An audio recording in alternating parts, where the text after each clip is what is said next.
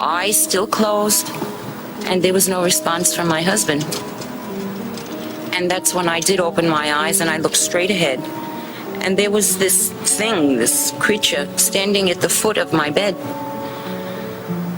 And it was the first time I had ever seen that consciously. I was awake. I hadn't gone to sleep yet.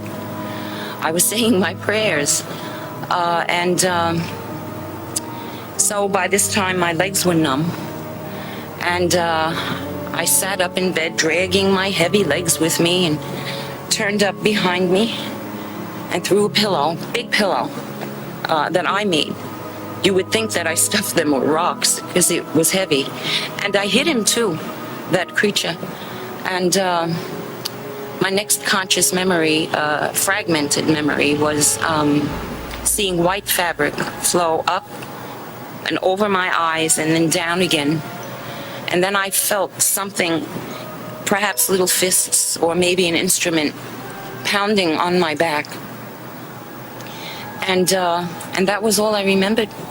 On November 30th, 1989, the United States Secretary General Javier Perez De Cuellar witnessed an event that changed his life. Just a little after 3 a.m., he and his security detail saw a woman floating outside her Manhattan home, being escorted by non-humans into a spacecraft. Questions raced through his mind. Who was this woman? What did these aliens do to her once she got on the craft? And why has the UN never spoken about this event for over 3 decades? This is one of the most intriguing stories about extraterrestrial abductions, filled with witnesses and pieces of evidence.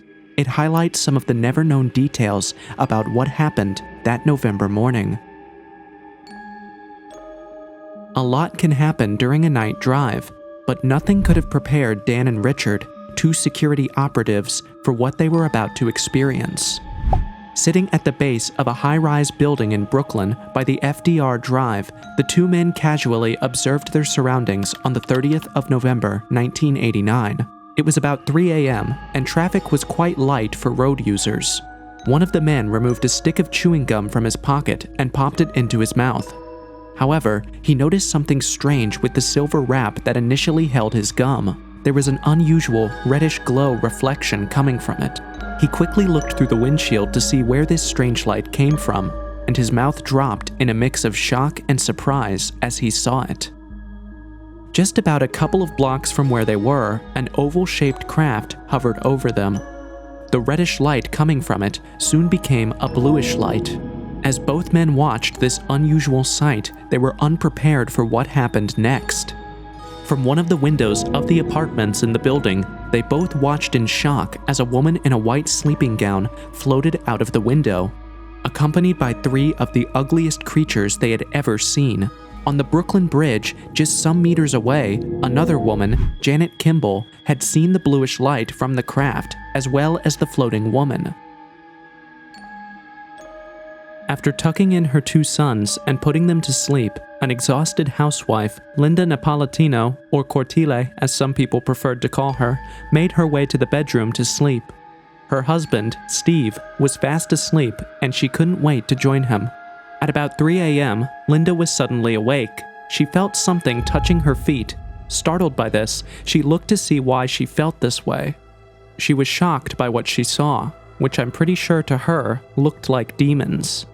She tried to move, but she couldn't. Her feet were numb. The numbness began to spread up her body.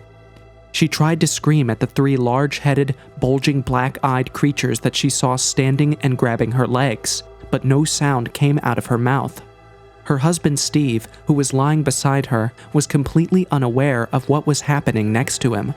The numbness eventually spread over her entire body, and before she knew it, she found herself lifted from the bed. She was floating. The creatures silently walked by her and led her to the window.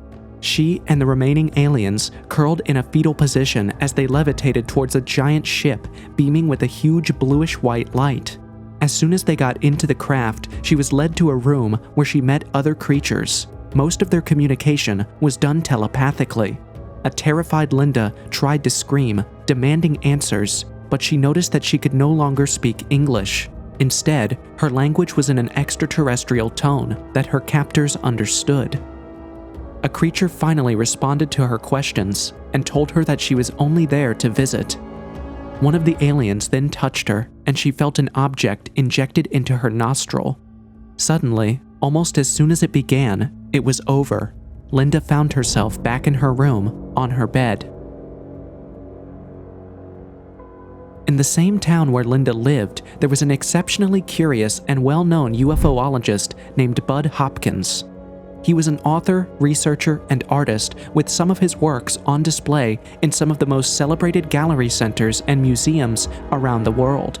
Bud's interest in UFOs was considered legendary to say the least. Over time, he developed friendships with many alien abductees. He even had a group where people were free to speak about their extraterrestrial experiences without the fear of being judged. His first experience with extraterrestrial beings happened when he listened to the dramatization of H.G. Wells' book, The War of the Worlds, by Orson Welles. The experience felt so real that it scarred him and created an awareness of aliens and their potential attacks on humans. So how does one go from doing wooden sculptures in the Guggenheim to writing books about UFOs and visitations and aliens? Well, Deanie, actually, I began and still am essentially an artist, and I had no interest in the UFO subject at all. And I had a daytime sighting of a UFO 25 years ago over Cape Cod that lasted about 3 minutes, along with 2 other people, and that gets your attention. What did you see? We saw a small circular grayish disc which hovered and flew very quickly away from us. We saw it from a distance from the side. We more or less saw underneath it that it was completely circular, no details.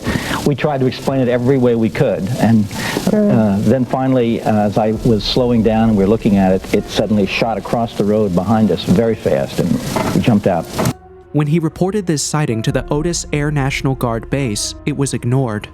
The reaction from the government was all it took for him to commit to a life of uncovering the aspects of our universe that the government was trying to cover up. Bud would later go on to write some of the most realistic books on alien life and abductions, with some of them becoming bestsellers. However, if he thought he had seen the most intriguing cases of abduction, he was far from the truth. Sometime in May 1989, Bud received a letter from Linda. She had purchased his book, Intruders, but couldn't go past the first few chapters. One of the accounts of the abductees had scared her, as it reminded her of something that happened to her. In her letter, Linda told a weird, strange story of an event. One day, as she looked at some of the pictures with her child, she noticed her nose appeared crooked. Feeling unhappy about her nose, she tried to touch the area and felt a little bump. Linda became troubled by this, as she believed it was a tumor, so she decided to see a doctor. After examining the area, the doctor laughed it off, describing it as nothing but a cartilage. However, he was quite concerned about a scar close to the area where she had the bump. He proceeded to ask her why she had nasal surgery. The question shocked Linda because she'd never had such a surgery. As she tried to explain to him that her nose had never been operated upon, stating that she probably scratched her nose roughly, the doctor's next comment terrified her. He told her that whatever scar she had in her nostril was not made by fingernail, but by a scalpel.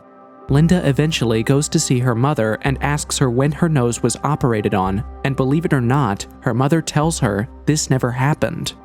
When she wrote to Bud telling him about this extraordinary event, he chucked it up to one of the many things he had heard from other abductees. Although, he considered her case quite important and extended an invitation to her to join his support group. It wasn't until he got a strange letter in 1991 that Bud realized how significant Linda's abduction was. On the 1st of February, 1991, Bud received a letter marked personal and important. Of course, he thought little of this title as it wasn't strange receiving such marked letters. As soon as he opened the letter, he discovered it was no ordinary letter, but one that validated everything he had always believed. It was a letter from 2 officers who simply identified as Richard and Dan. In it, they confirmed that they saw Linda being abducted by the aliens. You can pause the video to read the letters. They were terrified by the incident and consumed by guilt since they did not attempt to help her. They wanted to know if she survived the ordeal and believed Bud was in the best position to know. For the first time in his investigation of alien abductions, some witnesses saw this abduction happen.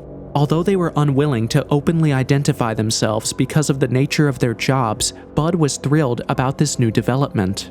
Well, I was contacted by two of the witnesses by letter, and they found out about the third witness a little later on, and then ultimately the fourth witness. I received a letter from her and have dealt with her on a personal basis. There's a fifth witness who I dealt with earlier who had seen the UFO from another point of view. She had not seen the figures floating in the air, but she had seen the UFO at exactly that hour on that night. So there are obviously many other witnesses. And essentially from some distance, it's about a quarter of a mile, she saw this very large ship above the building. And this occurred after the motor died in her car, and the car stopped, and the lights went out in the car and on the bridge, and on the bridge roadway. And several other cars also stopped with their lights out. No one knew what was happening to the cars, why everybody's automobiles were stopping. And she looked to her right and saw this enormous object, very, very brightly lit above the building. And then blue-white light came out from the bottom of it, and she, at that point, saw these figures. She didn't know what they were at that time. They looked like balls. They were people rolled up in a kind of fetal position, came popping out of the window 12 stories off the ground. And they all unfolded at once, and then were taken up quickly into the craft, this whole thing taking roughly about 12 seconds. In the days that followed, Linda was visited by the two men. She noticed that while Richard appeared friendly and open, his partner seemed distracted and unfriendly. After they left, they continued to send letters and tape recordings to Bud. At this point, Bud decided to uncover the real identities of Richard and Dan. His search proved abortive, as he later discovered they were not police officers but security detail for one of the most powerful men in the world, the Secretary General of the United Nations, Javier Perez De Cuellar. It turns out that Javier was in the car as Dan and Richard chauffeured him to a helipad that night. Their car suddenly came to a halt at about 3 a.m., and this is when they saw Linda floating off to the alien spaceship. The Secretary General was happy Linda survived the ordeal, but did not want his name connected with the weird event. Unfortunately, his security aides were not done with Linda, and the weeks that followed proved this. In the months that followed, Linda's life was suddenly upturned by Richard and Dan. One evening, the two operatives abducted Linda and drove her around town, interrogating her if she worked for the aliens or some other government. Dan asked her to take off her shoe at some point as they wanted to know if she had no feet, something common to aliens. When they found her feet intact, they dropped her off at home and Richard apologized. However, Linda told them she never wanted to see them again. Did this stop them? Absolutely not. On another occasion, Linda was taken by the crazy Dan. This time, he was alone and drove her to a beach house. Once here, he tried to take advantage of her, kissing her and trying to get her to change into lingerie of some sort. She refused and told him she would only wear it over her clothes. When she did, Dan, who had been acting inappropriately with her, suddenly dropped to his knees and cried out in a manner that suggested he had known her before all of this strange drama going on. Linda seized the opportunity to escape. She ran out the door and made her way towards the beach. This angered Dan, who ran after her, calling out to her. Eventually, he caught up with her, and this time, he appeared attracted to her. He asked her to come with him and start a new family. Of course, this was unacceptable to Linda, and she told him no. Dan's face grew dark with rage as he dragged her off to the beach. He pushed her head under the water and called her by a strange name, Lady of the Sand. Linda struggled with her tormentor, but as he tried to dip her head underwater the second time, Dan was suddenly knocked down by what Linda calls a force. The undertow in the water must have helped her break free from Dan's grip. Luckily, Richard came to the rescue and took them inside. Soon, Richard wrote to Bud apologizing for his partner's behavior. In this letter, he finally reveals why Dan was so troubled. It turns out that all three of them who had been in the car during Linda's abduction were somehow teleported to a beach where they saw Linda speaking with some aliens and them telepathically. This is where Dan heard her being called Lady of the Sand. The subsequent letters from Richard got even weirder. For instance, in the next letter he sends, he openly confesses his love for Linda, saying she reminds him of his imaginary love interest from childhood. He called her Maryanne while she called him Mickey. Who was this Maryanne, and how does this all fit into the story? You see, as a young 10-year-old, Richard once had a dream where two emotionless men brought a young lady to him. She was about 7 at the time and wanted to play with him. However, he was uninterested as she seemed too small. Eventually, they did play together and loved each other's company. After a while, the two men came to take her away. Although he wanted her to stay, she was taken by the men. Richard has this same dream after 3 years. He's 13 now, and the girl is about 10. The same thing with the strange men occurs after allowing them to play together. At this time, Richard cannot wait for nighttime so he can dream of his friend, but the dream will not return until after 3 years ago. By the time he is 20, he is sure he wants to build a life with the lady who has now evolved into a beautiful young woman. Sadly, the men who accompanied her always took her away. There was something strange about this relationship. For some reason, Richard and his love interest could never remember each other's name, so they resorted to calling each other Maryanne and Mickey.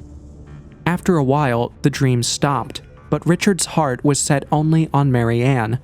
His obsession with her was so great that all his attempts at relationships with other women failed. The reason I took the time to mention this story is because of the shocking revelation about the 1989 abduction that Richard eventually speaks about. You see, on the night of the abduction, as Richard, Dan, and Javier watched Linda be lifted to the spaceship in her white nightgown, Richard was shocked to discover that Linda was none other than his Maryanne from his dreams. But this is not even the strangest part of this story. Richard and Linda, or Maryanne's, interactions went beyond the moment they spent playing and developing romantic attractions for each other. It appears those men who brought Maryanne to him did some form of experiment on them. At some point, they introduced a special kind of bonding between the two humans. In plain terms, it's possible that the two under this specialized alien-controlled environment slept with each other. Richard, in one of his conversations with Linda, says he believed he once fathered a child with a lady. This revelation was staggering. Heck, it turns out both men were deeply in love with her. Bud was fascinated by the possibility of aliens not just abducting and passing messages to people, but also being involved with social experiments with humans. If this was true, that meant he had neglected a critical aspect of his alien investigations. Bud was no stranger to people reporting being sexually assaulted and getting pregnant.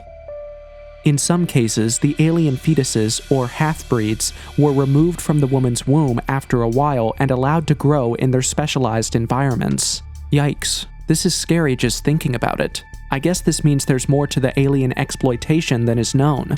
Bud soon invited Linda over for a regressive hypnotic session, where she revealed she had an imaginary love interest called, you guessed right, Mickey. But this wasn't the strangest revelation. It turns out that her two sons kind of looked like Richard.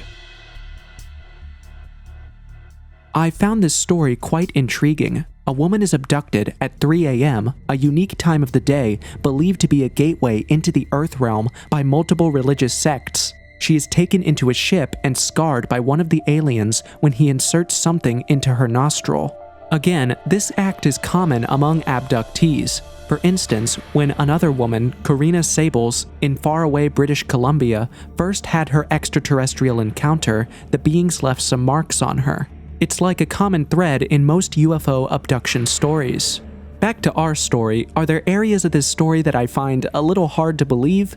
Kinda. Let's begin with Bud. In describing him, many people say he was a kind man. I mean, he opened his doors to strangers who claimed to have been abducted. Linda reached out to him after reading his book and became a part of his group. And it was months later she had her encounter with aliens. Now, this might have been a mere coincidence until I discovered that Linda's story pretty much looked like the story in a science fiction book titled Night Eyes. With this book, you can compare Linda and Wendy, the main characters' story and find great similarities. They both had detectives or government agents around who witnessed the event. They also both get taken to a safe house on the beach by an agent. I mean, how do these things happen? Unless aliens have a regimented timetable, the probability just doesn't add up. Which is why some people think Bud may have had his emotions exploited. How could he ignore a vulnerable woman who had just been abducted and assaulted by extraterrestrial beings?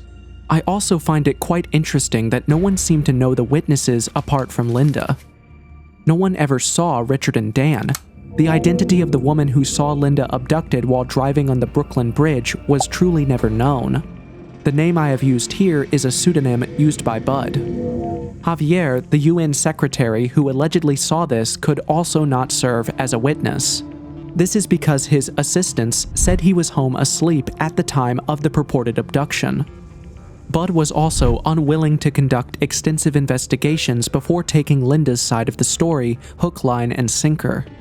Bud was also largely uncooperative when George Hansen and other investigators decided to look into this story. I'm uncertain if he did this to protect his special friend or didn't want to appear incompetent. Now, this is the one that gets me. This photograph is the actual image of Dan attacking Linda by the beach. During the beach house capture, Linda runs off towards the beach and Dan takes some photographs of her. I find this a little difficult to wrap my mind around. Dan is obsessed with Linda. He's also aware that he is committing a crime by holding her against her will, yet he has the luxury of clicking away at some camera. This doesn't add up. While I do not doubt Linda's story in its entirety, these are some of my concerns with the overall authenticity of this story. Unlike Karina Sabel's I mentioned earlier, there are hardly any telltale signs that something dreadful happened to Linda. In Bud's years of investigation, some of the alleged victims report marks left on them by the aliens who allegedly took them. Linda also stated something was implanted in her nostril. She also had medical examinations as seen in one of her x-rays. However, the story around this implant doesn't work because the identities of the doctor and the neurosurgeon who carried out further x-ray examinations are shrouded in mystery. According to Linda, the first doctor who carried out the x-ray was terrified and nervous when he brought her the report, which doesn't make sense. Why would he be terrified of giving her the report when, to begin with, he doesn't have any former bias or knowledge of her abduction? After that, Bud then had this x-ray sent to a neurosurgeon, a close associate of his. I must also mention that this case brought Linda some financial gains. A book titled Witnessed was written by Bud Hopkins detailing Linda's abduction. This video is only a snippet of the entire story. It tells the whole story in detail with pictures, the actual letters of Dan and Richard, and diagrams from witnesses. Linda got at least 15% of the royalties from this book. She's also gone on to appear on podcasts, interviews, and symposia telling her story, thus propelling her to fame and wealth. In the end, I'm tempted to ask, was Linda abducted? Or was this her way to worldwide fame, using a carefully crafted hoax to gain the status of the victim of the abduction of the century? What do you think?